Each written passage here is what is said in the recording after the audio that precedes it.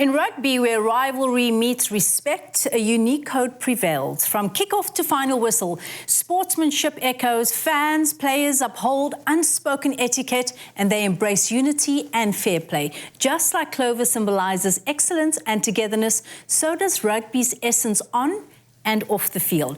Joining us this evening is rugby player Reno Mapu, who will be teaching us the unspoken rules of rugby. Girl, now, I know a little bit about rugby, but what I do know, and Reno, you can also echo these sentiments, it's physical. It can get a little violent.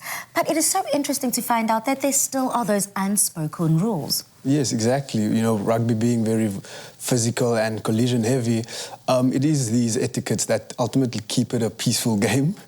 So what are they? When we have to kind of walk step by step in the process, where do we start?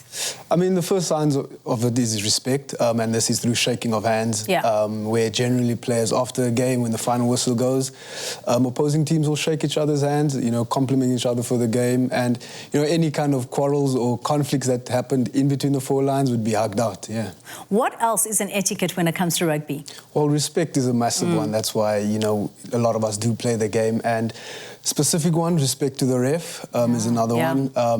You know, the ref... but what if it's a ref that's dodgy? You know, the ref is ultimately the most important figure in ensuring that players follow the rules and ensuring safety. You know, when there is no respect for the person in the middle, then, you know, it ultimately becomes an intolerable game and dangerous even as well. You know, what you're saying is basically that there are boundaries in place and that these boundaries are respected by the players, which is well appreciated. Yes, exactly. I mean, with us as players, we've got this thing of saying Mr. Ref. Generally, it's always a male figure, so we'd always approach him with Mr. Ref.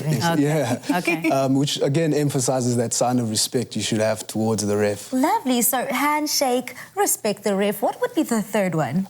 So the third one would be fair play and sportsmanship. You know, the rules of the game, again, emphasises these, you know, fair play and keeping it, you know, treating your players as the way you would want to be treated, treating your opposition the way you would want them to treat you.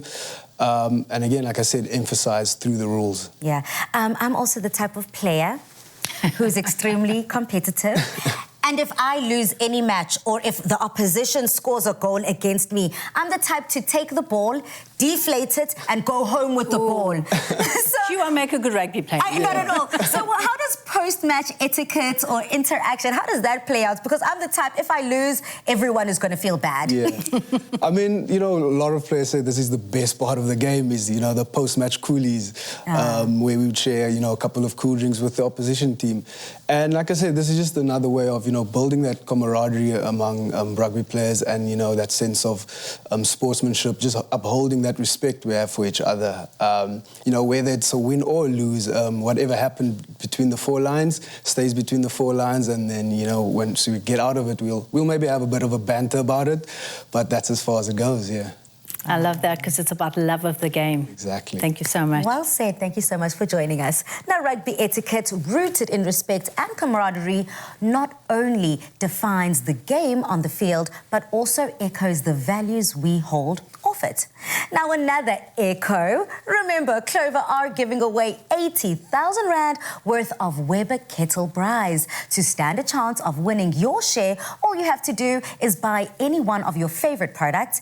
Keep the till slip handy. Dial *120 *560# and follow the prompts to enter. It's just that simple. This competition runs until the end of September. T's and C's apply and can be found on clover.co.za.